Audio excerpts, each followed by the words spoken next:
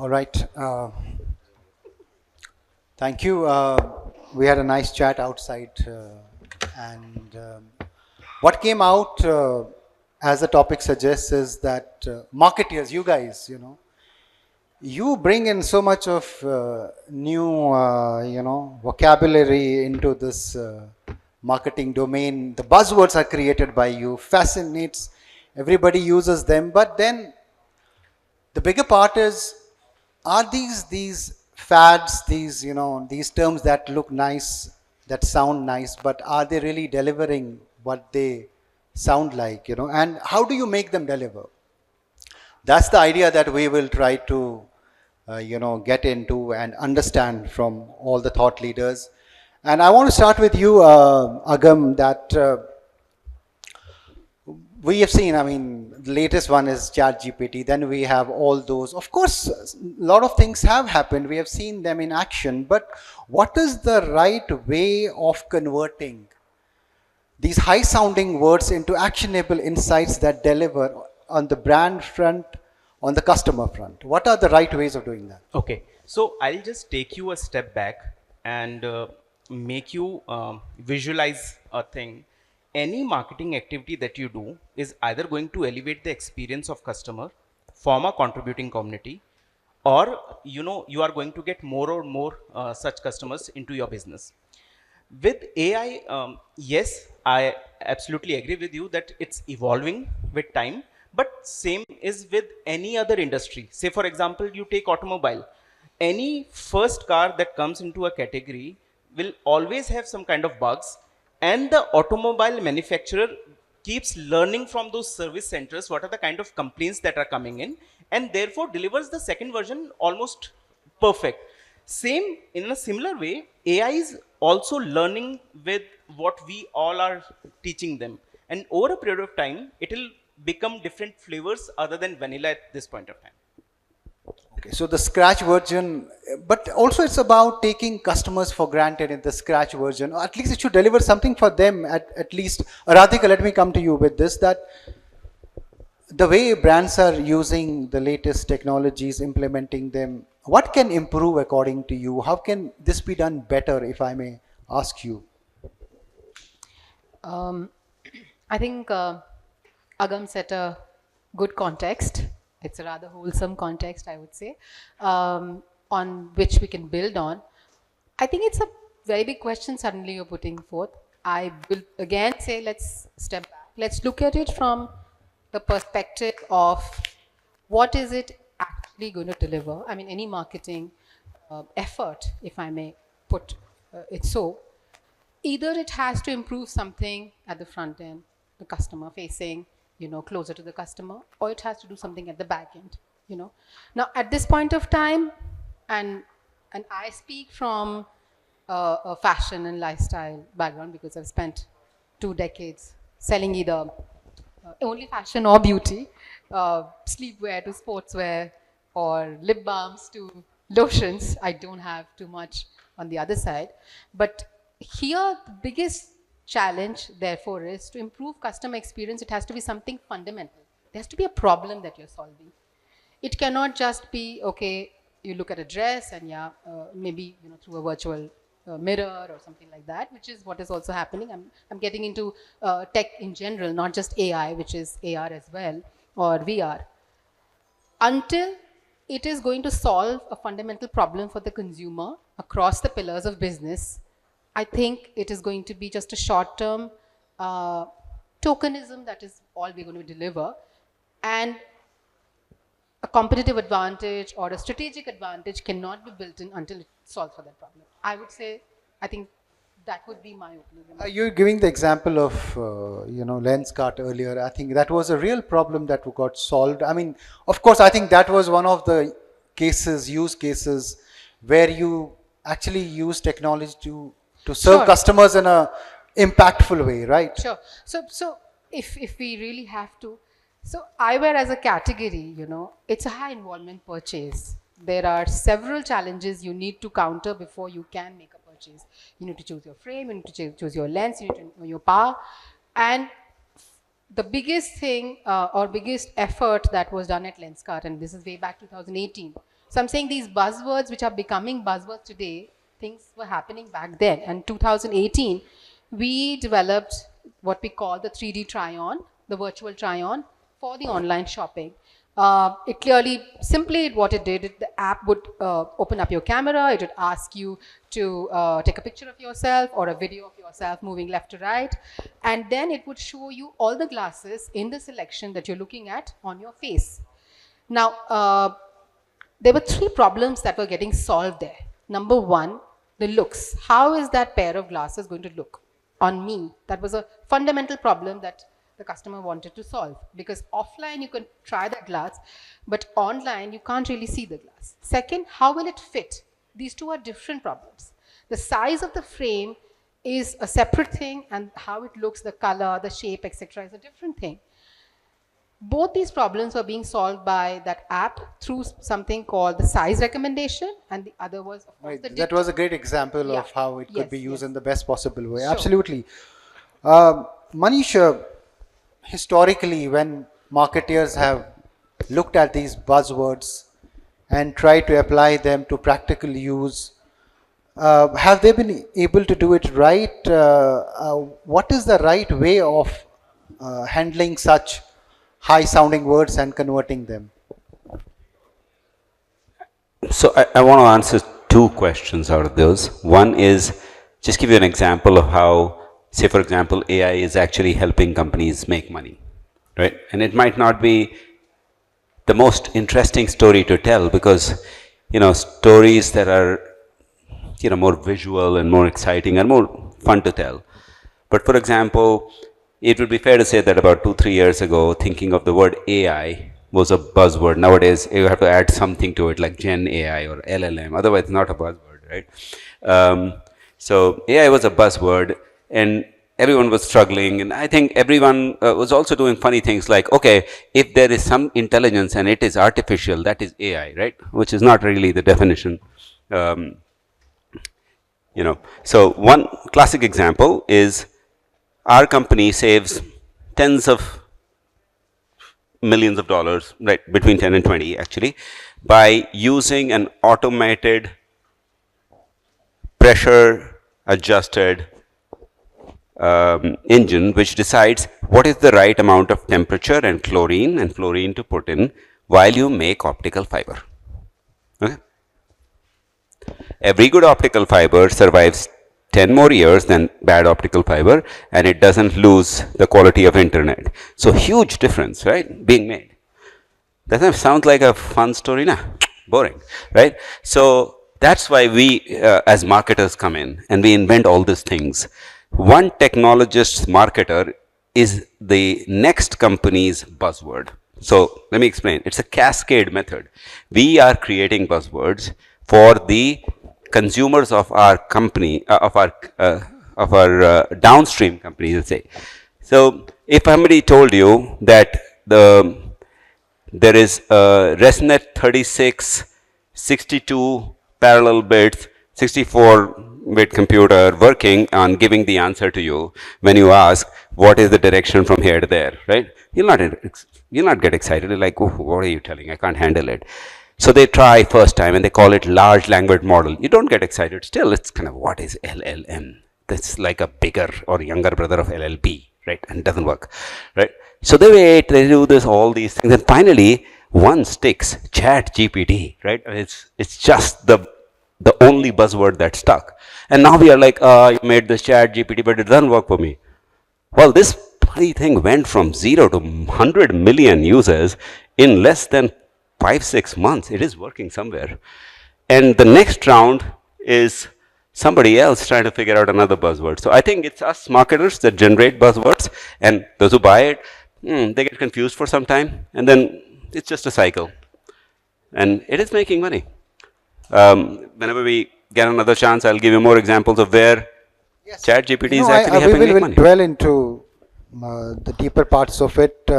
The initial comment from you, Mukesh, around the way we are converting these buzzwords.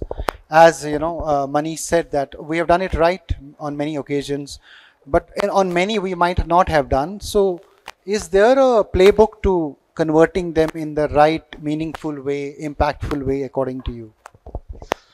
See, that's again the foundational argument about marketing is marketing a science or an art? And there is honestly no right answer to that. Had it been science, then maybe there would have been a formula to that maybe every time we create a buzzword, we make it actionable. But there's also a piece of art to it, right? And hence, maybe not everything that we invent, discover, put out into the picture will succeed. Like metaverse is one of the example. I don't know, metaverse can still bounce back. Maybe the initial verdict on metaverse that maybe it was just a fad and just passed away. However, AI, a lot of us, because of the chat GPT and things, it's still we saying that okay, maybe that's going to go from. I think there's also a difference between AI and a generative AI, which is chat GPT. AI have been there for the longest time. How they're solving for the consumer experience was from the backdrop. They were not the forefront. It was used as a back-end technology, and all the players, all the maybe social media, all your OTT platform were using to enhance the experience of the consumer who were interacting to the platform. Like next time I go to Netflix and Netflix throws to me the kind of genre of movies I like, I feel okay, this is a great platform. They know what I like, right? It's like if you go to a coffee shop and sir, I know how do you like your coffee? Less water or less milk or more sugar or less sugar. You feel great. Okay, you know me, you know my taste. So that's what AI was doing at the back end. Until the time it was maybe just one of the other technology. I think it became the tipping point for this AI became into the picture is when generative AI came into the picture, when ChatGPT came into the picture, which was actually not just a backend technology used to analyze large set of data, but they were actually creating something out of the thin air or with a very small prompt. And it became big because now everyone, not just a marketer, but any consumer can just go to a internet and access it and start writing. I mean, students are using it to do their assignments today in B schools. People are writing love letter for their girlfriends. Right? Yeah, so that's because it has found use cases, multiple touch points. So it's not just a tool of marketeers. It's a tool which anyone can use. As I was talking about, I've seen people writing love letters for their girlfriend. They're writing poetry through ChatGPT. We have to map the impact then, right? Yeah. So hence it became the buzzword because suddenly, yeah, okay. a lot of chatbots are interacting. Right. So I think that's where it became the buzzword.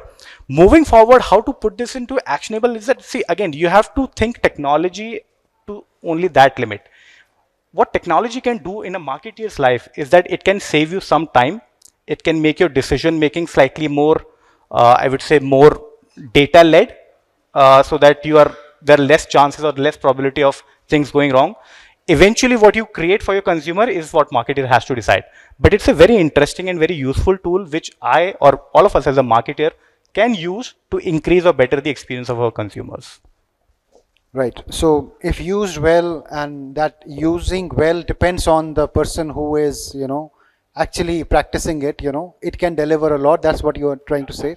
Priyank, your opening remarks about this relationship between FOMO that is created by marketeers, these buzzwords, and how do you make them really deliver? So I'll start with I think around 30 minutes back, I got a call from a friend, who said, "Where are you?" I said, "I'm going for a panel discussion." He said, "Don't tell me ChatGPT." I said, "I don't know what I'm going to talk about, but it's a marketing buzzword which which are actionables." So while then talking to Ruhail, in today's era, what we feel, so I'll take you back to around 20 years back where we all heard something like a ZPTO. Now nobody knew what ZPTO is, but kuch acha hai, kuch karega. Similarly, when it comes to megapixels, the higher is better, we all knew, but still nobody knows ki kya hai. Similarly, in today's world, somewhere we as marketers, maybe it's helping someone, but till the time, this might be very personal, but till the time it's actually making difference in somebody's life, I don't think so. It's called artificial intelligence. It's actually artificial intelligence is ours. So the day the intelligence is transferred to this AI ChatGPT model, things will definitely change. And one more example, I saw a very, very big airline brand responding to someone where somebody complained that, I'm not happy about your services. I lost my baggage in the transit. And the airline bought or whoever that person, I mean that AI function responded by saying, we are glad that you had a great experience with us. Thank you for flying with us.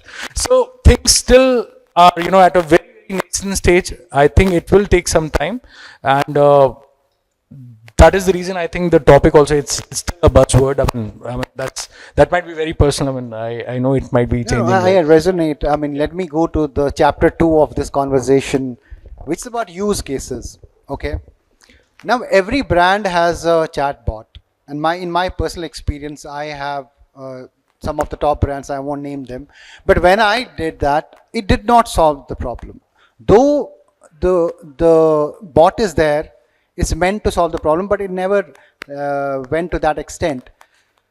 What is your view on brands when they do it for, it's a tick mark for in many cases, not most, I'll say in many cases just a tick mark. Why should brands use it just as a tick mark when it's not really solving the problem? Is it just for, we cannot use, it's a ethic, it's a customer ethic. There's a brand ethic at play. You cannot use it as a scratch model while as a customer believes that you are actually trying to solve his problem. How can brands stay away, marketeers stay away from that, a FOMO? Let me put it, whether it will deliver or not, but let me put that. Okay, so first I'll give you an example where it actually worked pretty well and all of us loved it, is the Tesla call that happened. Yeah. So there is a voice record of customer care from Tesla and a simple normal customer of theirs where he called the customer care and they talked about for almost 5-10 minutes and the customer couldn't identify that he is talking to a AI voice. It was absolutely flawless. So at Tesla, that's actually happening as we speak. But in the case of the example that you mentioned just outside, they are learning from it. So I'll take you again. I'm keep taking you back, but you remember at one point of time, 2 Mbps was a luxury in internet speed. A 64 GB hard drive. We used to have pride that I own one. Now these things are gone. These things have evolved over a period of time, and this will also evolve in terms of actual use and how brands can actually avoid that FOMO thing.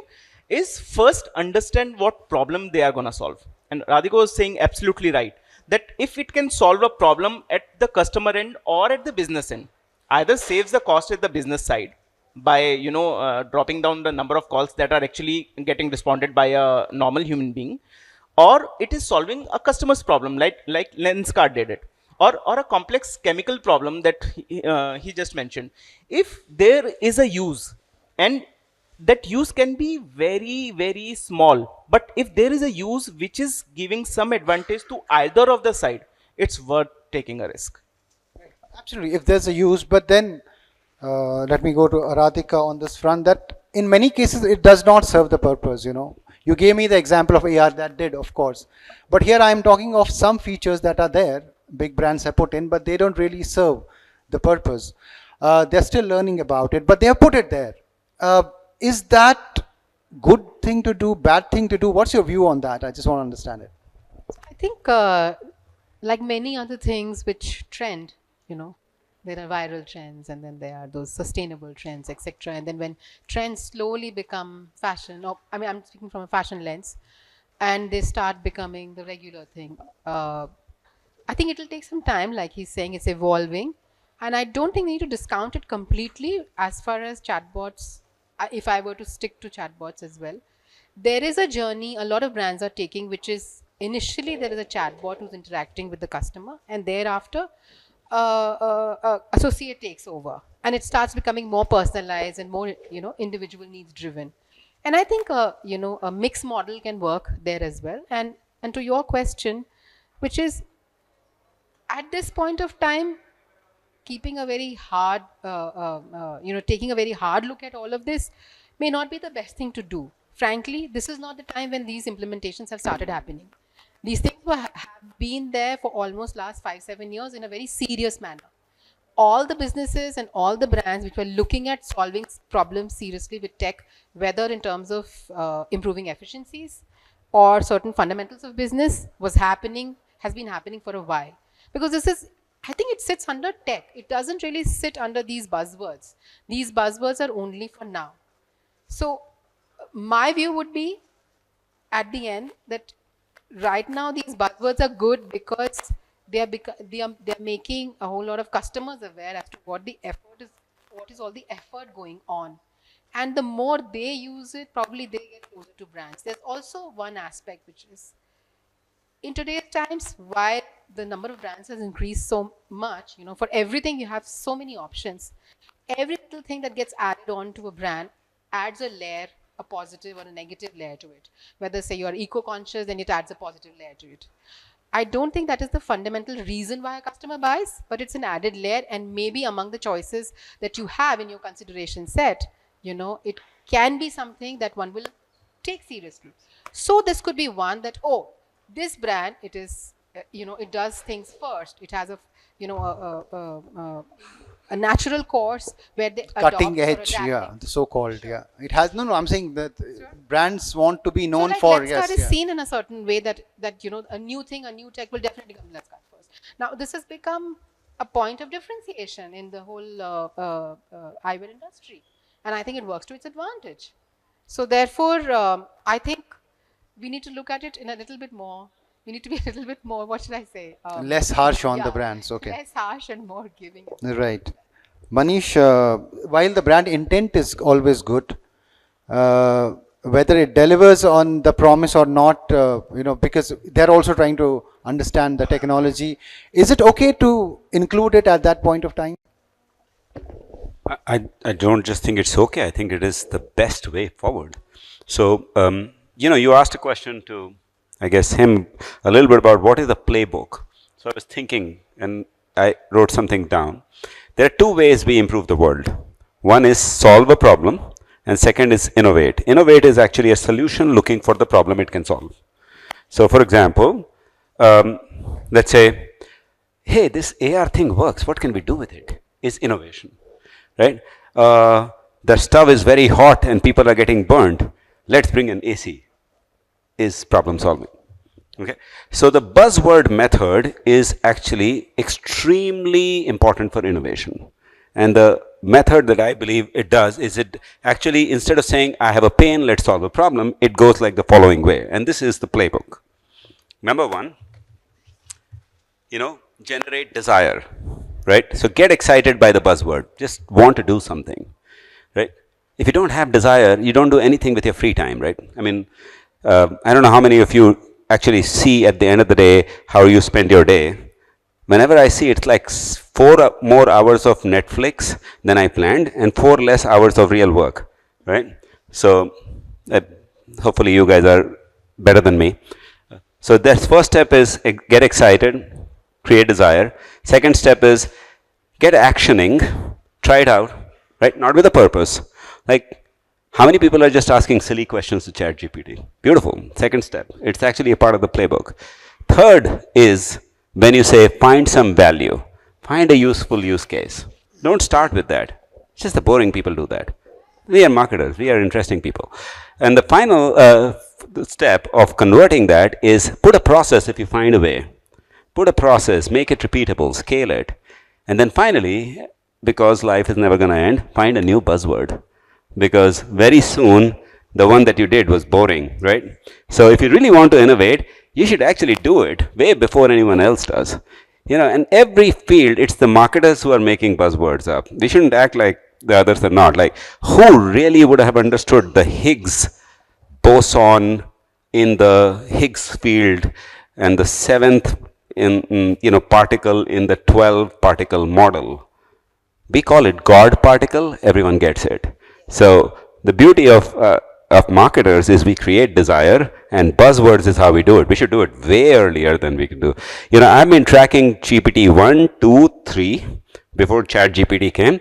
People weren't catching it till it became ChatGPT. So I think they should do it earlier than they do.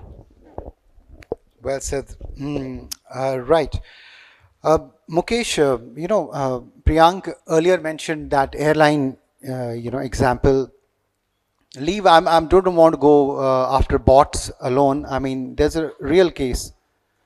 The emotional part of tech. For example, you're at a funeral, and but few days back you were looking for a pair of expensive shoes, and then you're at a funeral showing you the shoes. That emotional context that tech is missing. Uh, I mean, this is a marketeer's, of course, a pain point. What is being done? How do you see this getting addressed? Because of course AI is a big word, but then it fails in many cases. Do you think such pain points can be fed into the AI that they become emotionally tuned in? I mean, how far have we come in on that side of the conversation? That's a difficult question. I don't know if I have a very clear, straightforward answer to that, because there is actually no limit to human emotion as well. I mean, there could be some instance you might be excited about that. I would be sad about it.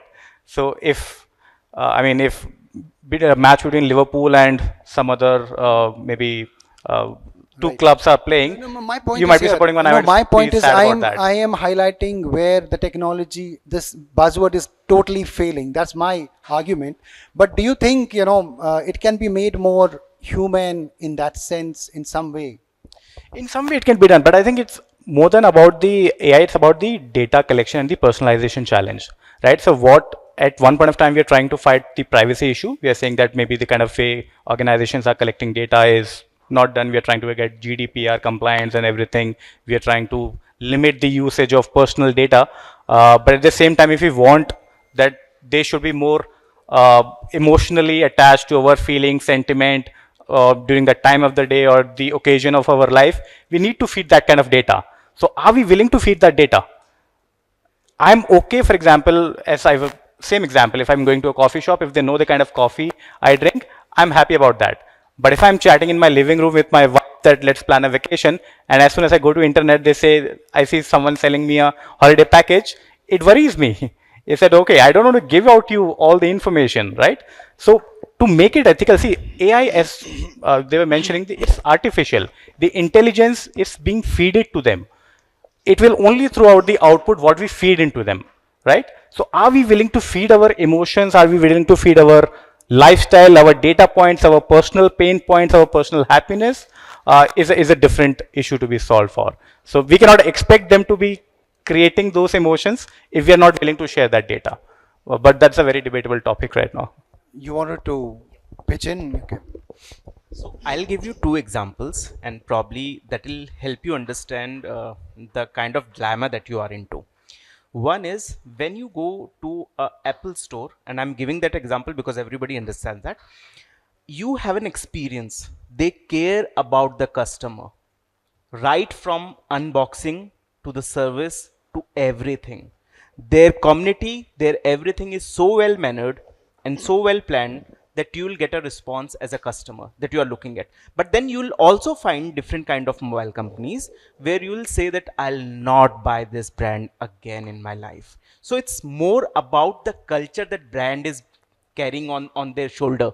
So different brands are actually using AI for different kind of solutions or automation stuff, but it's the DNA of that organization, whether they are okay giving you some kind of experience or they are only going to settle for the finest thing. That's one. Second, have you tried ever this Google speakers or this Apple speakers?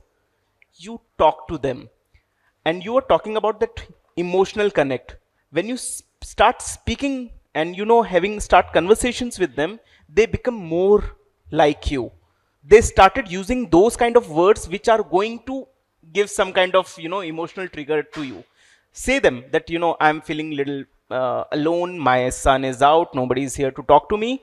Next time when you will be saying this, they'll be knowing without you say that son is out and wife is out and therefore you are feeling alone. They'll automatically even say that should I ring a bell to your son or your wife. So it's evolving, and several brands have taken that pain to make it emotional, to make it ethical, But yes, there are a lot of brands which will give you some bad tastes, learn from you, and then evolve their products. Sure. Just one little data point that you should know, guys. So in terms of how this whole kind of AI thing moves, there is a layer of, and I'm using the word AI because everyone's just talking about that one right now. It works hell well. Number one is that, it solves a problem, right? Number two is this new one that is called generative adversarial network, which creates new things. And then there is two more levels.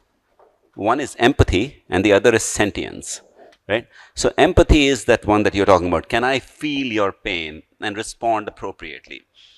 Even humans actually don't, so that's not equal to soul. Soul is at the sentience level. So even humans, we feel pain, joy, etc. because of a bunch of, serotonin and oxytocin moving through our body.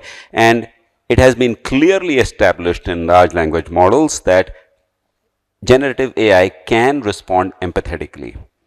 All of the ones that we use are because of laws shut down. Okay, the one at your home is not talking to you like your girlfriend when your son and wife are out because it is illegal. Okay, so that's one thing. It is not a technology issue. It is a legal regulatory issue that has stopped it. The second one is 2 Google engineers quit in November of last year. So almost a year ago, because they said Bard has gone sentient, right? And that meant they said that Bard is actually feeling, what does sentience mean? I know I exist. Like, that's us, right? So Bard has gone sentient and they revolted against Google because they said, you cannot do an experiment on Bard without its, and it wasn't called Bard at that time, without its permission, just like you can't do an experiment on Manish without Manish's permission. So it is a AI rights debate. Okay, it's like human rights debate. So the world's kind of weirdly out there. A lot of these things don't come to us because we aren't ready for those buzzwords yet. That's just, I want to throw that in the mix. No, let me go to you, Priyank. The previous question, which was when brands use it, but it's serving less, it's not serving the purpose it's meant to be. Is it ethically right? Should it be done? Or there's no way out of that? So, we somewhere as marketers, we want to do certain things in certain ways. If it's adding to the brand, it's great. Now, I'll give you, so I have 2 examples here when it comes to, the usage part. If it's serving something, like for example, I have not seen really good examples other than when the COVID helpline was generated by the government of India, which actually still exists when you have to download your reports. You just have to, on WhatsApp, you just have to send, hi, and rest everything is like on the bot journey. And it's a fantastic journey which they have created. Everything, right from the appointments of your vaccine to, downloading your vaccination reports. I mean, it's really a commendable job which the government did. In parallel, when it comes to, actually as marketers, it's our job is to build the brand also, right? Is it adding to the brand? I'll give you Cadbury's example where Shah Rukh Khan was actually, talking about the world. I mean, in last Diwali, I don't know how many of you have seen that campaign where small retailers, I mean, Shah Rukh became the brand ambassador for every small, retailer, where he was actually selling that, if you want to buy mithai, just go to the next shop. So imagine, so that's something which is adding, that's something which is actually adding to my life, which is actually solving a purpose. After COVID, I mean, it crippled all of these people, I mean, the small retailers. And they, if I'm not wrong, the data was around 85,000 retailers, across India actually made their own commercials with Shah Rukh Khan. Now, that is something which is actually changing my life, changing someone's life somewhere. Till the time, ChatGPT or any other actionable buzzword comes and changes my life, I think it will always help me. Agam, I'll also ask if there are any questions after this round. When new buzzwords come around, let's say ChatGPT is the latest one here. Marketers have to dissect, make sense of it, and the pressure of turning it around first in a meaningful way. How do you really practice that? So, one thing that marketers have in DNA is handling this pressure. Okay, they find funny ways to do that. Um, and I'll give you an example of it. Yeah, use Uh, case. so as we speak about AI, etc., etc., and different, there are hundreds of different type of AI tools available, and one can help you make a video, one can help you make an image, one can help you. There are n number of use cases that you can actually use and make some money, make your business grow, etc., etc. And since we come from an agency background, and we proudly say that, you know, our team is AI enabled. We don't say that we don't use chat gpt, but we say that we know how to use it. And we are actually training couple of clients team on the other side to actually understand this and make it more fast, make that work happen quickly. So there's no harm in having a speed on your on the favorable side of yours. It always helps.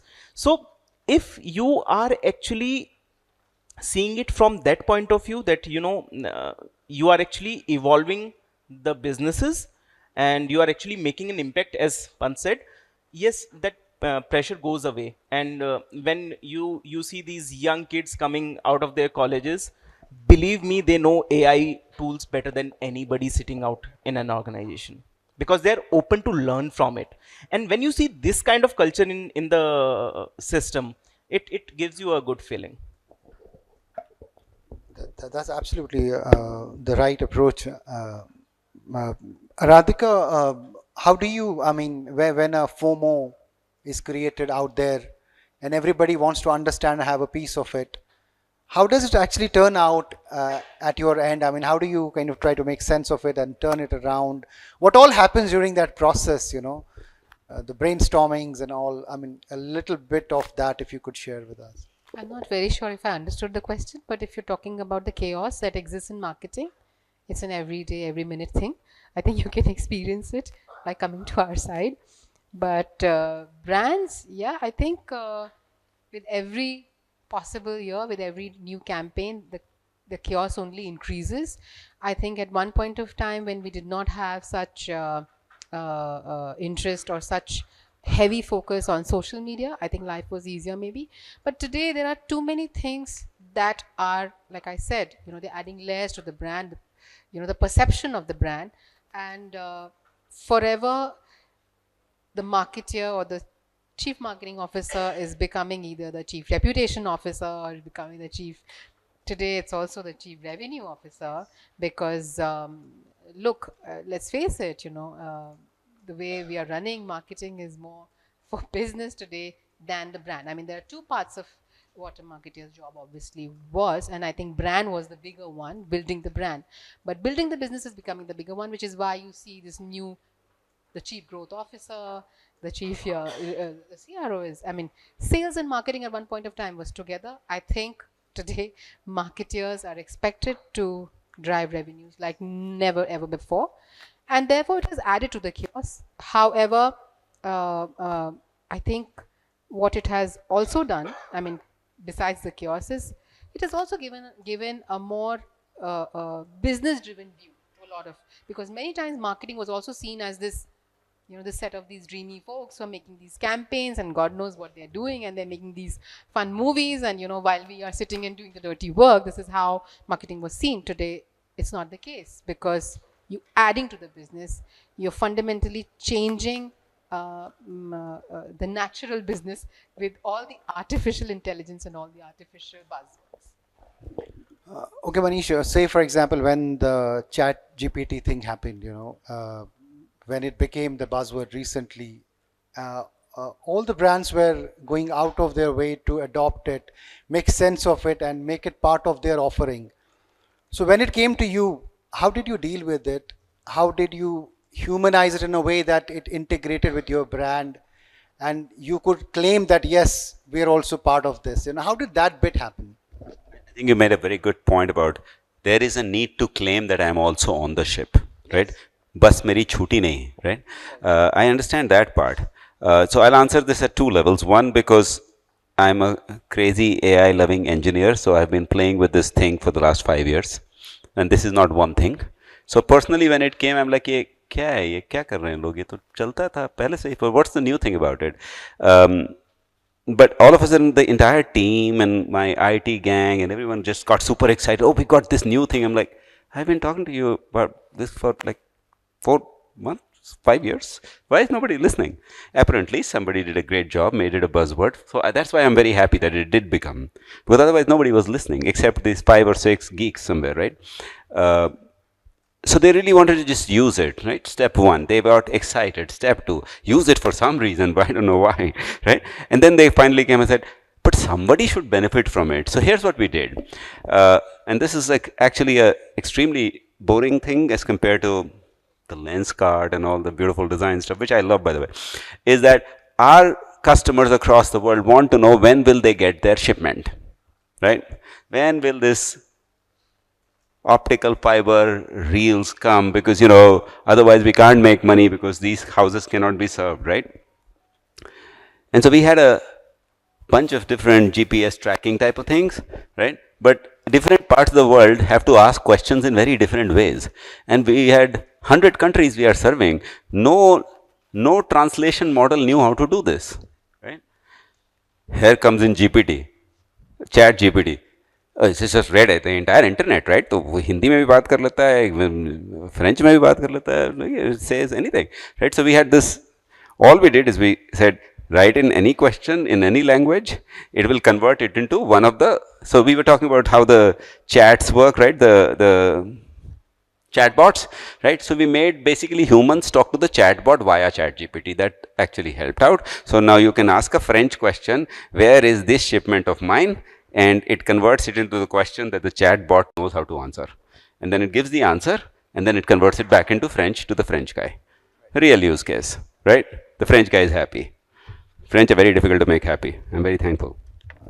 Quickly, Mukesh and Priyank, because we're just out of time. Mukesh, use case of when you were thrown that FOMO came to you and you had to make sense of that FOMO and make sure also that it makes sense to your brand.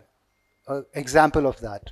So yeah, so if I answer very honestly, FOMO is real. I mean, I'm a human at the end of the day. I mean, marketing is not something I was born with. I'm born as a human. I do feel FOMO. Platforms like this where you award best marketers every year, I also crave for that, right? And how do I have my place there? I need to get that FOMO. Okay, this guy is using ChatGPT. I should also make my next brand campaign using ChatGPT. So addressing the elephant in the room, is there a FOMO? Yes, there is a FOMO. Sometimes we get swayed away with that FOMO, but I think that's also okay. I mean, you learn in the process. But essentially, I think, see, what happens is that sometimes in the past, over a period of time, we have seen brands fade out just because they could not live up to the changing technology, dynamics, culture.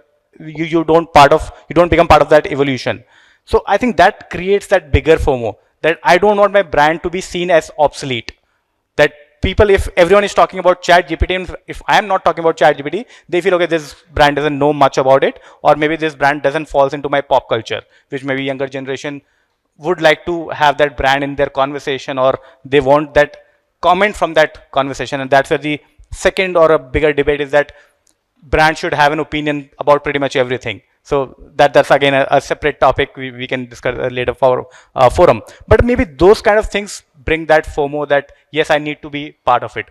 But I think essentially what marketeers and we at times try to take a step back and see that, is my consumer move to that buzzword? If yes, then there's no harm in trying that buzzword. Yes. Right. But if my consumer is still in the newspaper and I'm still trying to talk to him over a thread, I think I'm just trying to make my brownie points in front of my CEO or my boss or my community here, and I'm not doing a service to my customer. Okay, very quickly, Priyank. I won't take much time here. So in our case, we are a lending platform. I mean, we are an aggregator, PaisaBazaar. Now, in that, not exactly artificial intelligence, but it's more of a in-house technology which we developed, where we actually started matching people to the right credit profiles. Like for example, as a consumer, I can't go to 5 different banks to apply for a loan, but I can always tell this person through the technology. I mean, we call it smart match, which actually tells you the chances of approval you have. And so we tell our consumers that, hey, this bank is ready to give you a loan, just try here. So somewhere that technology part is actually solving the purpose. And when it comes to typical AI world, the GPTs of the world, I mean, we have not experimented much, but to start with, I'm sure we'll start with our the social media platform, where the business risk is slightly lower, and we are a service company, so we don't want to take chances right there.